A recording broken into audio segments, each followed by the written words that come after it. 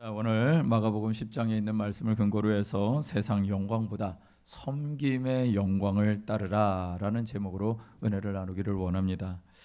요즘에 축구 선수 중에 핫한 선수가 있죠. 손흥민 선수라고 잘 아실 것입니다. 며칠 전에도 골을 넣어서 많은 사람들에게 기쁨이 됐는데 또 어제도 골을 넣었습니다. 아주 통쾌하게 골을 넣는 장면을 제가 그렇게 봤습니다. 수비수 4명인가요? 4-5명, 골키퍼까지 5명이네요.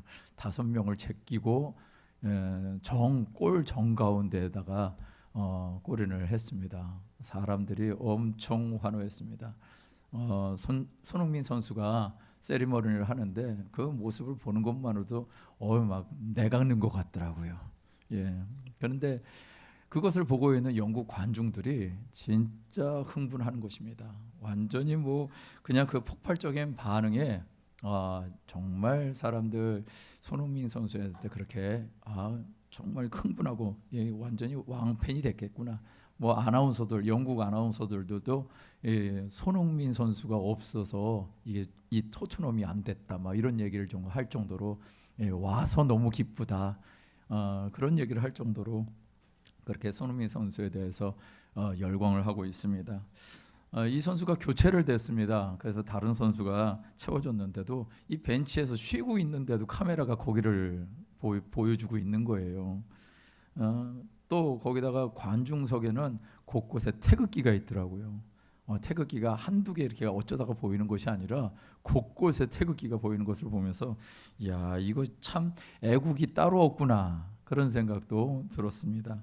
참으로 자랑스럽고 영광스러운 모습으로 보입니다. 자, 우리는 이런 영광을 추구하면서 삽니다. 세상은 이런 영광과 승리를 기대하며 살죠. 상대를 이김으로 승리의 기쁨을 맛보려고 합니다.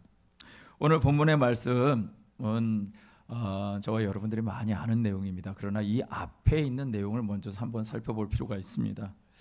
이 앞에 예수님께 어떤 한 사람이 왔습니다. 그가 예수님께 이렇게 물었습니다. 마가복음 10장 17절에 보니까 한 사람이 달려왔답니다. 무릎을 꿇고 여짜오되 선한 선생님이요, 내가 무엇을 하여야 영생을 얻겠습니까? 라고 예수님 앞에 질문을 합니다. 그랬더니 예수님이 답하지요. 18절에서 19절의 말씀을 보니까 어찌하여 나를 선하다 하느냐, 선한 분은 한 분밖에 없다.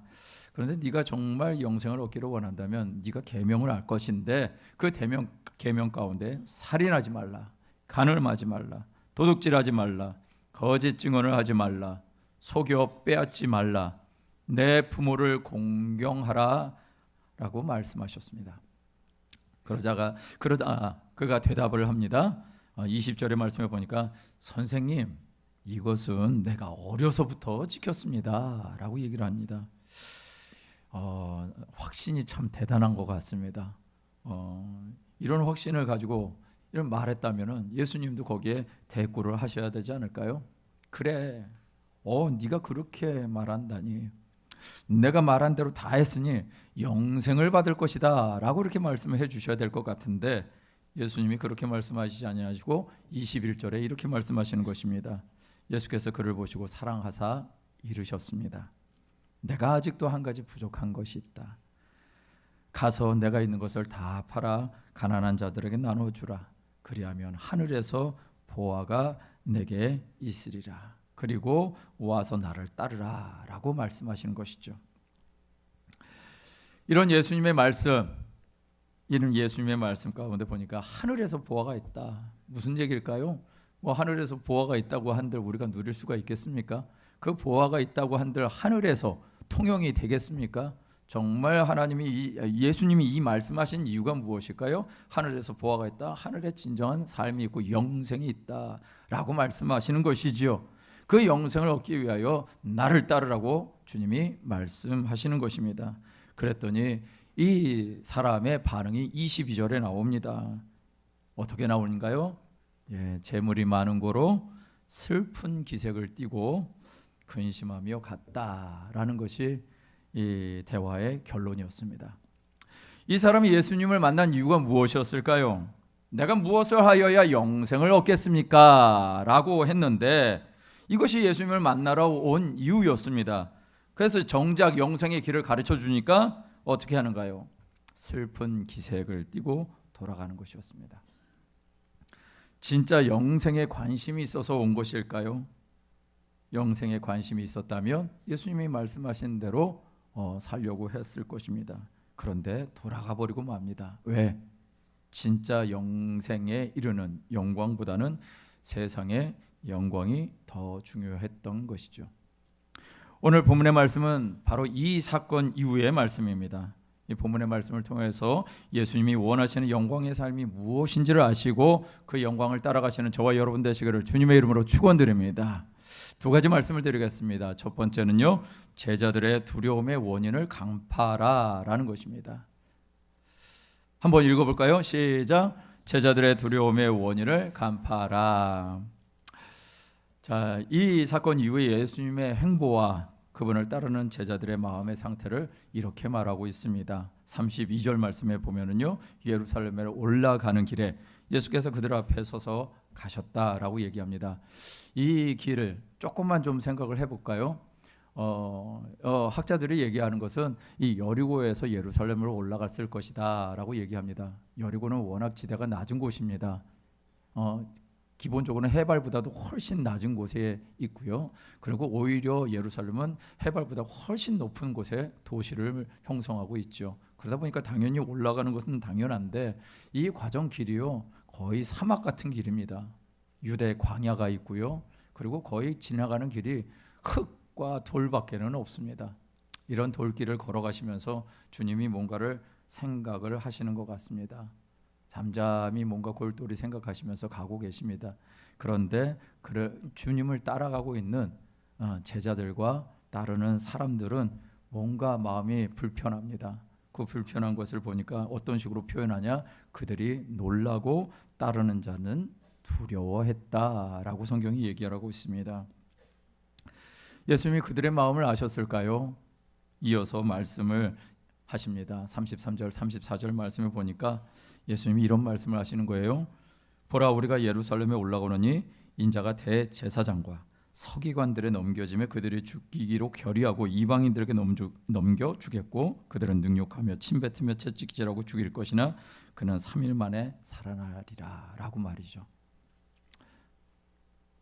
대제사장과 서기관들에게 넘겨지게 될 것이고 그들은 나를 죽이기로 결의할 것이고 그리고 이방인들에게 넘겨주고 채찍질하고 죽일 것이고 3일 만에 다시 살아날 거야 라고 말씀하셨습니다. 예수님의 이런 말씀을 듣기에 제자들과 따르는 자들의 마음은 어땠을까요? 이 말씀을 이때 한 번만 하신 것이 아니라 이전에도 하셨다라는 사실입니다. 그래서 이들은 이 말씀을 하기 전에도 이미 예수님이 하신 말씀들 때문에 그리고 예수님이 또 부자 형제에게 했던 말씀 때문에 마음에 뭔가 불편함이 있었습니다. 놀람이 있었고 따르는 자들은 두려워했습니다. 그러면서 또 예수님이 말씀하신 이 말씀 때문에 또 염려하기 시작합니다. 무엇에 꽂혔을까요?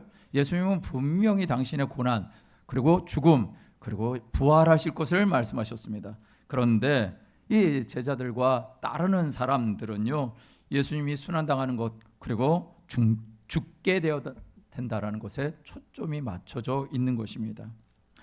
예수님이 다시 살아나리라 라고 말씀하셨습니다. 이 말씀이 그들에게 들렸을까요? 안 들리지 않았을까요? 왜요? 고난당하는 거야 우리 인생 가운데 있는 일이고 죽는 거야 인생의 끝의 결과니까 누구나 다 겪는 일이죠. 그래서 그거는 체감할 수 있을 것 같습니다. 그런데 다시 살아나리라 라는 말은 이거는 예수님은 말씀하시지만 제자들이나 예수님을 따르는 사람들은 조금 감각이 없지 않을까요? 그 말씀에 대해서 이것이 무슨 말인지 모르는 것이죠. 제가요 어렸을 때 이런 일이 생각이 났습니다. 말씀을 준비하다가 탕수육이라는 걸 처음 먹어본 적이 있었습니다. 근데 지금이야 너무 흔한 음식이죠. 뭐 어디 가나 먹을 수 있는 음식이니까. 근데 제가 어렸을 적에는 이름만 아는 음식이었습니다. 그것을 먹어봤어야죠. 그런데 어느 날 저희 아버님이 탕수육을 시켜주셨습니다. 영광스러운 날이었습니다. 맛의 신천지를 경험하는 날이었습니다. 그 처음 먹으신 감격이 없으신가 보네요. 여기는 그 달달한 소스, 그 새콤함고 달달한 맛이 참 충격이었던 것 같습니다. 어린 마음에. 그러면서 부드럽게 씹히는 이 튀김이 이게 거의 입에서 녹는 것 같은 느낌이 들었던 기억이 납니다. 그러면서 그 안에 있는 이 돼지고기 딱 씹으니까 막 육즙이 나오는데 여러분 지금 점심시간이신가요? 제가 전에 탕수육이라는 얘기는 들었죠. 근데 아무리 들어도 먹어보지 못하면 그 맛을 알 수가 없는 것처럼 어쩌면 예수님의 제자들은 예수님이 말씀하신 이 다시 살아날 거야 라는 것에 대해서 그렇게 신경을 쓰지도 못하고 그것이 무엇인지도 모르고 있었던 것 아닐까요? 오히려 그들은 제자들과 따르는 사람들은 예수님이 말씀하신 그 불길한 얘기에 온통 꽂혀가지고 있는 것 아니었는가. 그런데 그 두려움, 그 불길한 얘기들, 그들이 느끼는 그 두려움을 만드는 얘기들의 원인이 무엇이었을까? 분명히 이 말씀은 한 번 한 것이 아니라 제가 말씀을 보니까 마가복음에서 3번 언급하십니다. 제자들과 따르는 자들의 두려움이 무엇이었을까? 예수님이 당하시는 고난이 정말 이 제자들도 함께 공감하는 두려움이었을까? 예수님을 진심으로 생각하는 두려움이었을까? 이들의 마음속의 두려움은 예수님 자체가 아니었던 것이죠. 예수님의 순환과 죽음으로 인한 그 결과로 인한 자기들의 처지가 두려웠던 것입니다. 여전히 제자들과 따르는 자들의 모습은요, 예수님이 아니었던 것이죠. 예수님을 따른 자신들의 인생, 내가 지금 다 버리고 당신을 따랐는데 여기서 순환을 당한다고요? 여기서 죽으신다고요? 죽으시면 안 되죠. 순환당하시면 안 되죠 라고 지금 하고 있는 것입니다. 그것이 이들에게 두려움이었습니다. 예수님이 이 길을 걸어가신 이유가 누구 때문일까요?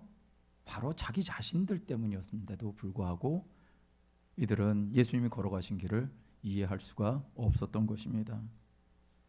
오히려 예수님이 계신 것은 나의 나됨을 증명하기 위해서, 왜? 내가 여태까지 주님을 따랐잖아요. 그러면 주님을 따른 것에 대해서 책임을 지셔야죠 라고 하는 보증수표와 같은 존재로 예수님을 여기고 있는 것은 아니냐라고 하는 거죠. 앞날을 보장해 줄 것 같은, 세상의 영광을 보장해 줄 것 같은 보증수표와 같은 것으로 예수님을 여기고 있는 것은 아닌가. 교회를 다니고 있는 많은 성도들이 무엇을 위해서 살아가고 있을까요? 정말 예수님을 따르기 위해 교회에 나와서 그분의 말씀을 듣고 계실까요?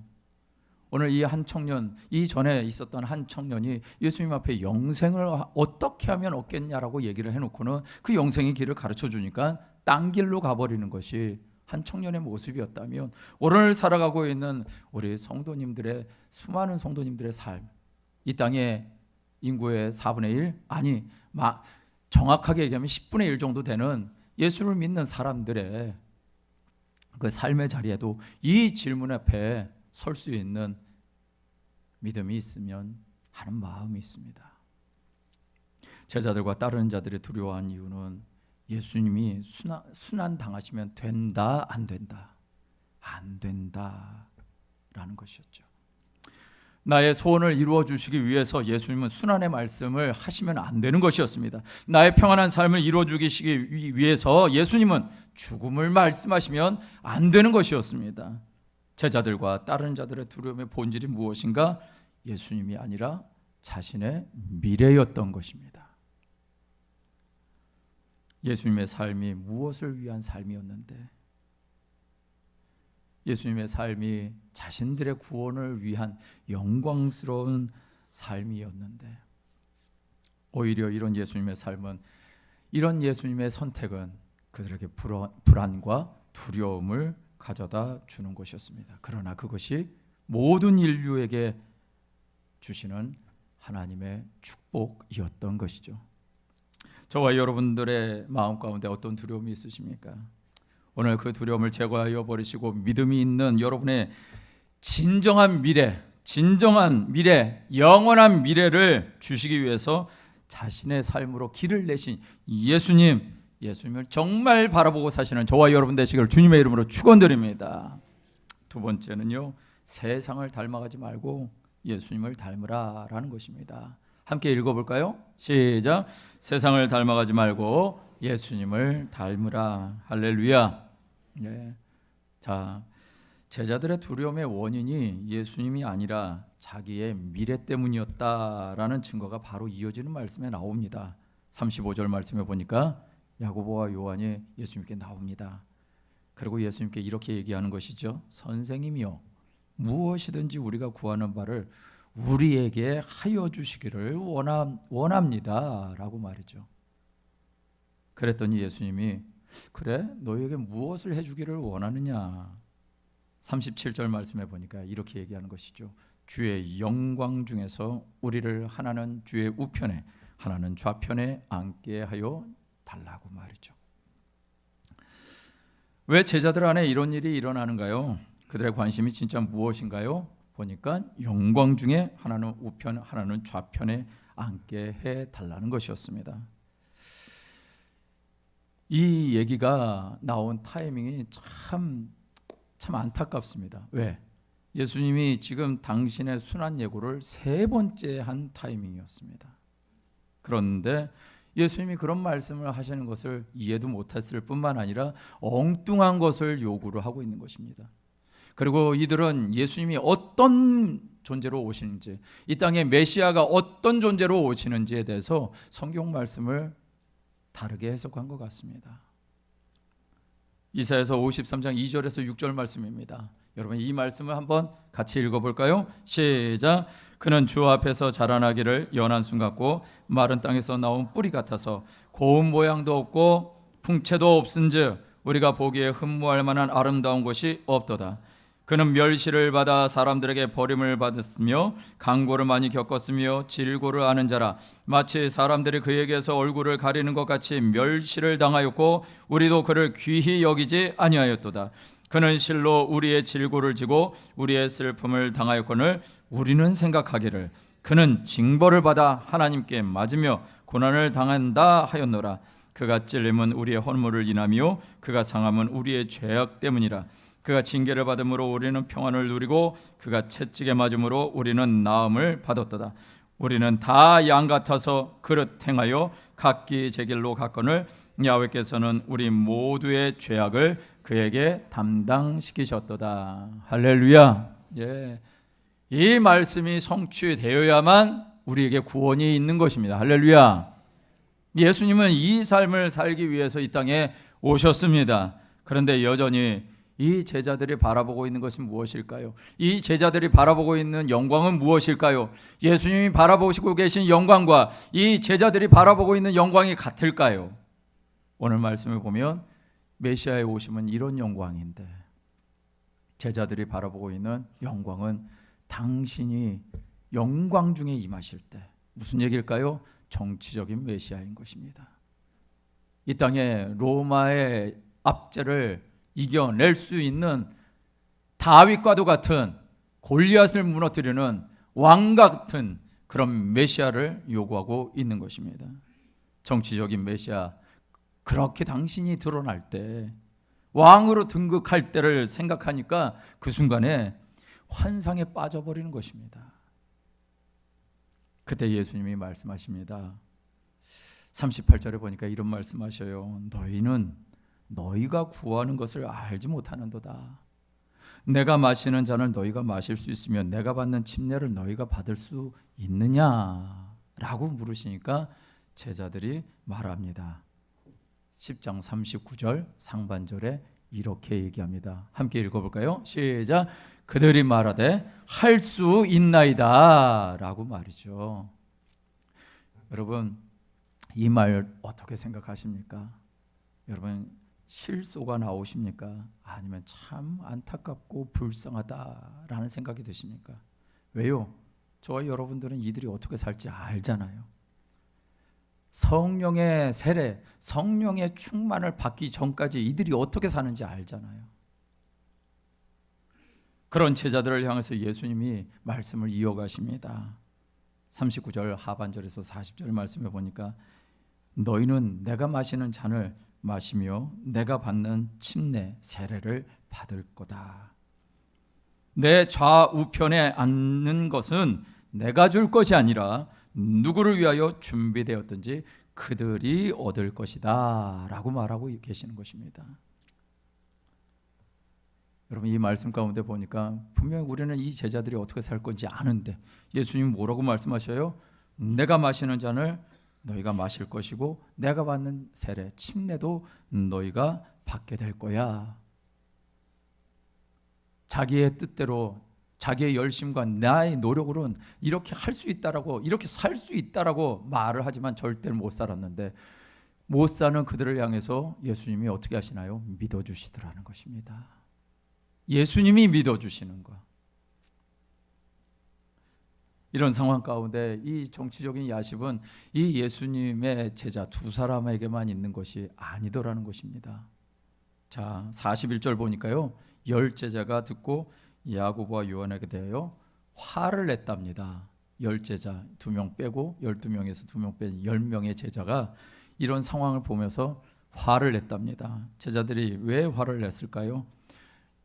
야고보와 요한을 순수한 마음으로 책망하기 위해서 화를 냈을까요? 아니면 이들도 똑같은 생각을 가지고 있었기 때문에 화를 냈을까요? 아마 그 후자이지 않을까요? 왜요? 순수한 마음이었다면 화를 낼 필요가 있을까? 이런 표현을 써서 죄송합니다. 제자들이 중이 연불에는 관심이 없고 제밥에만 관심 있는 것 아니었느냐라는 것이죠. 여전히 세상의 영광을 쫓아가는 것이 몸에 배어 있었던 이 제자들을 향해서 예수님은 강력한 선포를 하십니다. 그것이 마태복음 16장 24절에서 27절의 말씀입니다. 이 말씀 제가 읽어드리겠습니다. 예수께서 제자에게 이르시되 누구든지 나를 따라오려거든 자기를 부인하고 자기 십자가를 지고 나를 따를 것이니라. 누구든지 제 목숨을 구원하고자 하면 잃을 것이요 누구든지 나를 위하여 제 목숨을 잃으면 찾으리라. 사람이 만일 온 천하를 얻고도 제 목숨을 잃으면 무엇이 유익하리요? 사람이 무엇을 주고 제 목숨과 바꾸겠느냐? 인자가 아버지의 영광으로 그 천사들과 함께 오리니 그때 각 사람이 행한 대로 갚으리라. 할렐루야. 예수님이 분명하게 말씀하셨습니다. 제자들의 삶의 자리에 보니까 여전히 세상의 영광을 쫓아가고 있는 모습이 있더라는 것이죠. 제가 어저께 우리 응항 오거리를 지나가다가 어떤 핸드폰 가게를 지나가게 됐습니다. 근데 그 가게 앞에 이런 광고 문구가 붙어 있습니다. 어서 들어와 왕이 되옵소서. 참 광고가 참 사극을 찍는 것도 아니고 어서 들어와서 왕이 되어달랍니다.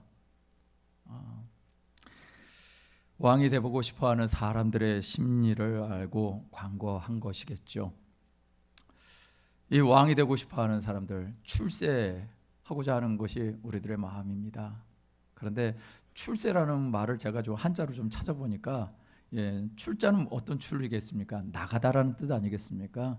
그리고 세는요, 세상 세더라고요. 그러면 이 말을 이어서 하면 어떤 의미가 될까요? 세상에서 나가 놀아라. 이거 아닌가요? 세상에서 나가는 것이 출세라고 하는데 우리는 이 출세를 이 땅에서 어떻게 하면 좀 잘 되는 것으로 바꿔놓은 것 아니냐라는 것입니다. 진짜 출세가 무엇입니까? 여러분, 진짜 출세는 이 세상이 누가 장악하고 있는 세상일까요? 보이진 않지만 이 세상은 영적 전쟁터죠.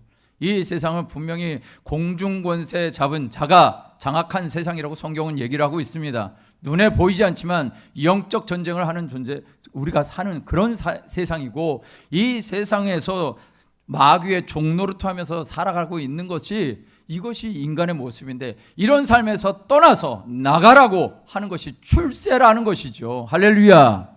예, 이것이 출세인 것입니다. 그래서 예수님이 이 땅에 오셔서 당신의 삶을 보여주신 것이죠. 예수님을 믿고 이 땅에 사는 법칙, 세상의 영광을 따라가는 것이 아니라 예수님이 보여주신 삶의 법칙, 섬김의 영광을 따라가라고 우리에게 그런 삶을 알려주시는 것이죠. 그것이 진짜 출세라고 말씀하시는 것 아닐까요? 예수님이 제자들에게 말씀하십니다. 42절에서 45절 말씀을 보니까 예수께서 불러다가 이르시되, 저는 이 말씀을 대할 때마다 참 예수님께 감사해요. 전혀 딴 생각하고 있는 이 제자들을 향해서 얘들아 좀 이리 와봐. 얘들아 좀 이리 와봐. 불러다가 이르시되, 얘들아 내가 너희에게 다시 한번 얘기할게. 이방인들의 집권자들이 그들을 임으로 주관하는 거 알지 못하니? 고관들이 자기들의 권세를 부리는 것을 알지 못하느냐? 너희 중에는 그렇지 않을 거야. 너희 중에는 그렇지 않을지니 너희 중에 누구든지 크고자 하는 자는 너희를 섬기는 자가 될 것이고 너희 중에 누구든지 으뜸이 되고자 하는 자는 모든 사람의 종이 되어야 할 거야. 인자가 온 것은 섬김을 받으려 함이 아니라 섬기려 하고 도리어 자기 목숨을 많은 사람의 대속물로 주기 위해서 온 거야 라고 말이죠. 크고자 하는 자, 으뜸이 되고자 하는 자, 어쩌면 세상에서 말하는 출세하는 자이죠. 그런데 그렇게 살아야 한다고 생각하는 우리들에게 예수님은 출세하는 것이 어떤 모습이냐? 섬기는 자가 되고 모든 사람의 종이 되어야 하는 것이다라고 말씀하시더라는 것입니다. 이것이 우리들의 모습이어야 하는 것이죠. 오소나 씨라는 분이 책을 썼는데 그 책의 제목이 교사 진심이면 돼요라는 책이 있습니다. 근데 그 책에 하나의 얘기가 있어서 여러분들과 함께 나누기를 원하는데, 이 책 저자에게 사촌 언니가 있었는데 이 사촌 언니가 딸의 짝꿍 문제로 고민하고 있었습니다. 그래서 이제 저자하고 대화하는 내용을 기록을 해놨는데 이렇게 대화를 하는 것이에요. 그 짝꿍이 부모님이 안 계시고 할머니랑 사는 아이야. 형편도 어렵고 근데 돈을 훔치는 것 같아. 심증으로는 확인할 수가 없는데 심증으로는 확실한데 물증은 없어. 엄마들은 다 그 아이가 범인이라고 생각해. 그런데 그 아이가 우리 애가 좋아하는 아이야. 우리 아이가 그 애랑 어울리는 게 나는 너무 걱정돼 라고 얘기를 하는 것이었습니다. 그랬더니 이 분이 듣고는 이렇게 얘기를 합니다. 그러면 그 아이를 불러서 떡볶이 맛있는 집에서 떡볶이 좀 사줘. 범인일 수도 있지만 범인이 아닐 수도 있잖아. 그런데 그 고민 때문에 그 아이를 좋게 보지 못하잖아. 그러니까 솔직하게 말해. 아줌마가 정말 미안한데 학교에서 돈이 없어져서 너무 걱정된다고. 그게 누구인지 알고 싶어서 아이들을 만나고 있다고. 우리 아이랑 네가 친한 친구니까 솔직히 말해줄 수 있느냐고. 그랬더니 이 언니분이 얘기합니다. 야, 그럼 아니라고 하겠지.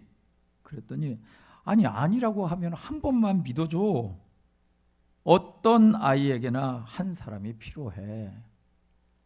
믿어주는 한 사람, 언니가 되어줘. 만약에 자기가 맞다고 하면 어떡할 건데?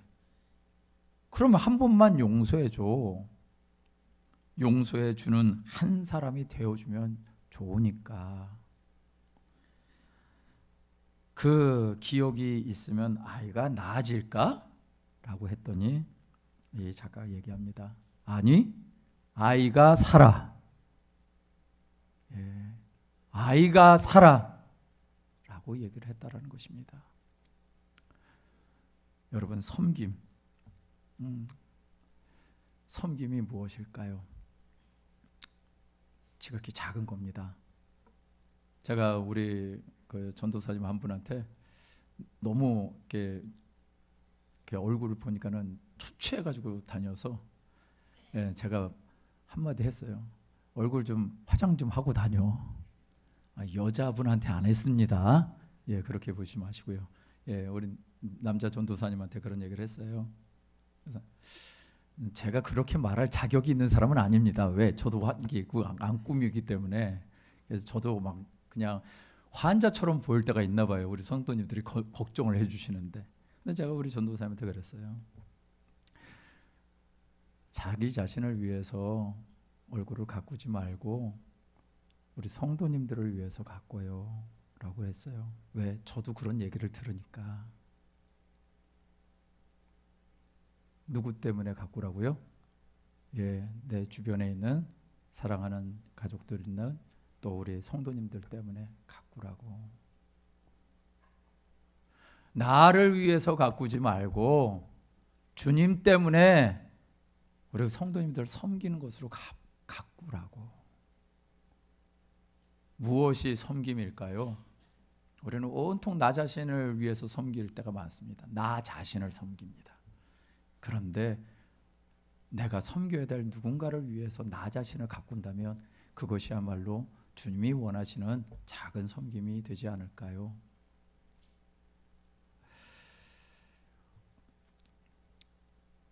아이임에도 불구하고 요즘 진짜 다 돈에 아이들도 어른들도 그렇게 막 정신없이 살아가는 것 같습니다. 누군가가 돈을 위해 세상의 영광을 탐하고 있을 때, 누군가가 세상의 출세를 위해서 브레이크 고장난 기관차처럼 살고 있을 때, 예수님이 말씀하시는 섬김의 삶이야말로 진정한 출세로 여기시고 예수님을 바라보시고 섬김의 영광, 그것을 경험하시는 저와 여러분 되시길 주님의 이름으로 축원드립니다. 말씀을 정리합니다. 세상은 이렇게 말할 것입니다.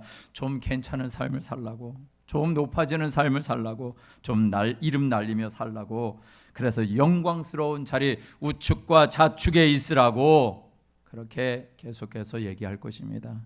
그러나 예수님의 삶은 그 반대 방향으로 가셨다라는 걸 아시고, 여러분 예수님을 위해서 살다 보면요, 이런 삶이 따라올까요? 안 따라올까요? 따라올 때도 있습니다. 주님이 맡겨주셨기 때문에 그런 삶을 살 때도 있습니다. 그러나 그런 삶을 살 때, 때로는 높여주시는 그 삶을 살 때 우리는 무엇을 위해서 살아가야 되는가? 오늘 43절에서 45절 말씀 같이 읽고 마치도록 하겠습니다. 함께 읽겠습니다. 너희 중에는 그렇지 않을지니 너희 중에 누구든지 크고자 하는 자는 너희를 섬기는 자가 되고, 너희 중에 누구든지 으뜸이 되고자 하는 자는 모든 사람의 종이 되어야 하리라. 인자가 온 것은 섬김을 받으려 함이 아니라 도리어 섬기려 하고 자기 목숨을 많은 사람의 대속물로 주려 함이니라. 할렐루야. 섬김의 본이 되신 예수님을 닮아가셔서 섬김의 영광을 경험하시고 섬김의 기쁨을 경험하시는 저와 여러분 되시기를 주님의 이름으로 축원드립니다. 이 시간 우리가 성찬에 임하기를 원합니다. 여러분, 성찬 어떤 의미일까요? 주님이 우리를 섬겨주신 거잖아요. 여러분, 우리가 섬길 수 있을까요? 우리 섬기는데 아주 참 안 되는 존재이죠. 그런데도 불구하고 우리가 섬기는 것,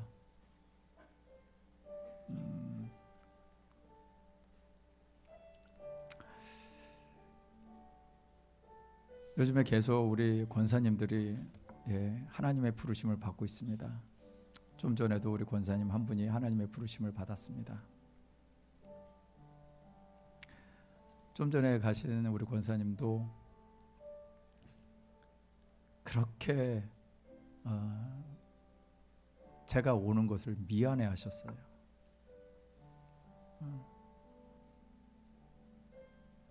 저를 섬기려고 그러신 거죠. 바쁘신데 왜 오셨냐고. 그 안에 무엇이 있었을까요? 주님의 마음이 있는 거죠.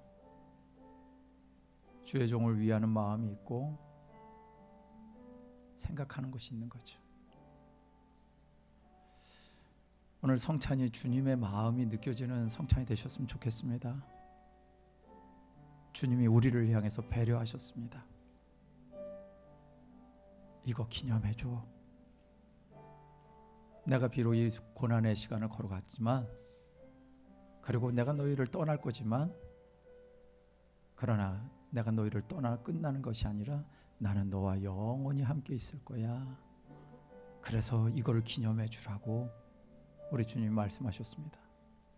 우리 주님과 더불어 우리 주님이 사셨던 그 삶, 섬김의 아름다운 삶을 사시는 우리 모두가 될 수 있도록 역사해 달라고 우리 주여 한번 부르시는 성찬에 임하시겠습니다. 주여